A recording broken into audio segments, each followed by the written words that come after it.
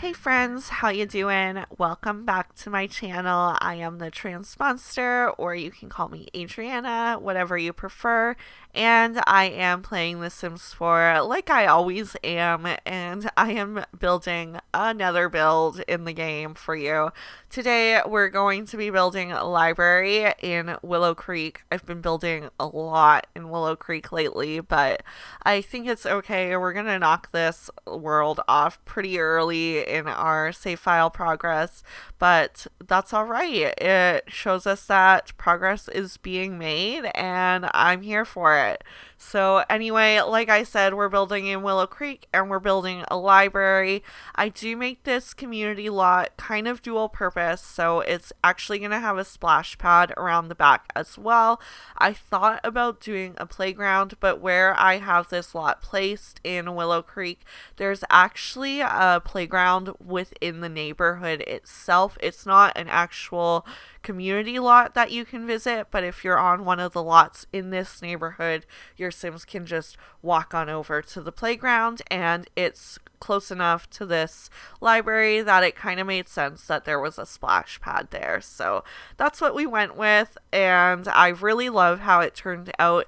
It utilizes this whole lot. We are not in the downtown center strip of Willow Creek. We're actually over in the kind of middle class neighborhood, maybe higher end middle class, because they're technically where the pancakes are located. I guess I have that slotted as middle class or like average. This is over by the Goths mansion, and I am theming this area off of the Garden District in New Orleans. So a lot of the same style builds with the big columns in front. It has a very colonial feel, in my opinion. And then, of course, we got a little makeshift parking lot off the side here using some cars from Debug. I actually only put one car because I wanted to leave one parking space empty. And then I do get that dumpster in there, so this lot is a woohooable lot for you. I am either trying to get a dumpster, a hot tub, or one of the bushes that your Sims can relieve themselves in, so that every lot in the game has a woohoo area, because we are focused on the important things in life, and apparently that is one that I consider important. So sticking with that debug menu, I'm getting some garden beds in. I actually do all the landscaping for this build at the beginning. I don't typically do that sort of thing just because I find landscaping something I don't enjoy as much. I find it a little daunting because I'm so I guess I'm a little bit of a perfectionist, so I feel like it's so hard for me to make it look good. And again, I think maybe I'm over analyzing that a little bit, because the amount of time that I stared at these little bushes on the side of this building is a lot. And that's okay. We all have our quirks, and mine is my insecurity around landscaping. So it is what it is. I make it work, and I definitely push myself to get out of that comfort zone. I used some different shapes on the splash pad.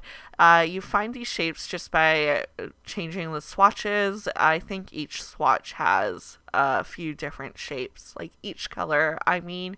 And then I just put the sprinklers down where it seemed like there was a spot for them. Usually, like where I am, when there's a splash pad, it is a concrete surface that it's on, because you've got these sprinkler systems in place. And then it's kind of a slanted ground where it all goes to one drain in the middle, or if it's a really big one, they'll have a couple drains. And so I made a little stone area, and I kind of enclosed the splash pad, but your Sims do have to walk through it to get to the other patio area. If they're coming from outside, they can also walk through the library itself and access that back patio through the library.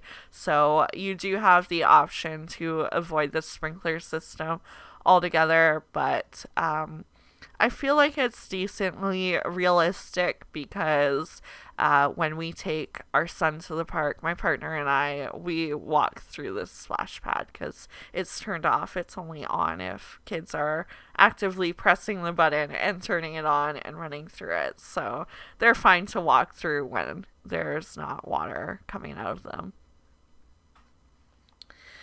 There you see me getting those stairs in, making sure that this floor plan's going to work. It is a limited space that I'm working with, and I did want to make sure I got a decent amount of bookshelves in here for the true library feel. I kind of laid it out how libraries that I've been to are laid out, where there's different sections for different genres and age groups. So upstairs, we kind of have the grown up area where all the adult fiction and nonfiction would be. And then downstairs, we have the child and toddler area because realistically, in The Sims, getting your toddlers and infants up the stairs is going to be a hassle if they are not high on the motor skills. So it just made sense to have them downstairs with easy access. You already have to get them up a few steps as it is, so that's how I laid it out. And then we've got like a nice corridor upstairs for browsing books. I tried to get a little almost search desk in at the end here, but I end up deleting it by the end. It hangs out with us for a while, but I didn't like it. I wasn't sold. It was an idea that didn't come to fruition, and I am very much okay with that. On the other half of the upstairs floor, I get a computer area set up. I originally used these long tables. I feel like I changed that by the end, but I'm actually not 100% sure. I'm second guessing myself. I think I do because you needed to have a certain number of desks in here, but I'm thinking I added desks downstairs, so I might actually leave them as is because I really liked the higher tables with the bar stools at them. I wish the game wasn't so nitpicky in the requirements in that I need to have 3 desks and 3 computers. I wish it just let me have 3 computers because it doesn't let you place a computer on the floor anyways, so it has to be on a surface that is usable for a computer, and it really forces you to use specific furniture items with community lots, and it drives me nuts because there are so many workarounds in this game. I made it work because I put in a couple kids' desks downstairs and left them empty because in theory your child sims can come here after school and they can study. Maybe you can make it a club hangout area. It is suitable for kids. There are toys to play with. There's the playground nearby in the neighborhood, so it's actually a really great lot, in my opinion, for all ages, but I'm thinking right now mostly for your kids and teens to come have somewhere to be after school, to hang out with their friends away from their parents at home. I am not one that visits community lots often, and the way I'm trying to push myself to do that more is by building my own, but yeah, I think the more user friendly they are, the better. I get changing tables in here and potties because, like I've mentioned in my other community lot builds, I am trying to make every community lot inclusive for all ages, whether it is a bar or a playground. I want children's sims and toddler sims to be able to go anywhere and be able to have their needs met. So I am trying my best. I am sure I'm going to make mistakes and miss some stuff, but at the end of the day, I think I'm doing a really good job not doing that. I fiddled with these bookshelves a little bit. I wanted them to be down the middle here and act almost as a wall themselves, but they needed to be snapped to a wall, so I made a little workaround with this half wall and just put some pillars in to hide the weird overhang on the edge. And then right in front, that door there is the main entrance. I got a desk because theoretically a librarian would be here. If you watched my cast video for my office siren sim, or if you have seen the 2-story shotgun house that I built on my channel, you'll see that I actually already have a librarian for this lot created. So she's going to own the library in Willow Creek, and she is living over in the other side of town in a more modest neighborhood than where her library is located. I got this little cute reading area, as though they do story times here during the day for the little babies and toddlers. The librarian would sit in the rocking chair and read, and then there's some pillows on the floor. Mostly it's a little play area for the kids and toddlers. I actually am realizing I don't put anything in for infants. That's bad on me for this build. It's something I can probably toss in there before I actually put it on the gallery, but I'm not going to make promises on that one. I tried to get a cluster of 4 desks in there, but they weren't fitting nice with that bathroom door. I was worried about space and Sims being able to walk by, so I ended up just putting 2 desks on the wall, and then I utilized those outdoor patio and balcony spaces for some chess tables and just relaxing space. I really love how it turned out. We just get a seating area in the front, and I have some library carts throughout here to make it look as though there's books needing to be put away.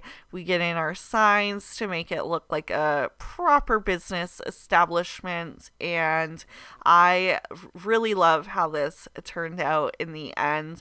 I feel like it very much looks like a library that you would visit in real life, and that is the goal that we were going for. So at the end, I think I met that goal, and I am proud of myself. Community lots can be a little daunting to build, but I feel like honestly they turn out being quicker than a home for me, because when it comes to the furnishing, it ends up being a lot more minimal than you would think. I did visit the gallery briefly in hopes to find some business signs for a library.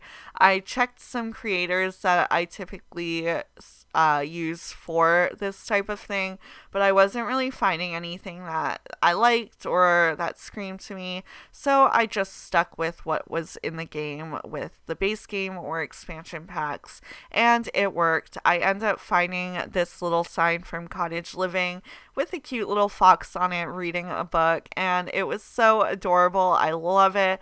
I am a sucker for woodland creatures, so I was sold the second I saw the fox swatch. And of course, it's a library. We don't want all our books to catch on fire. We got to get that fire extinguisher in there.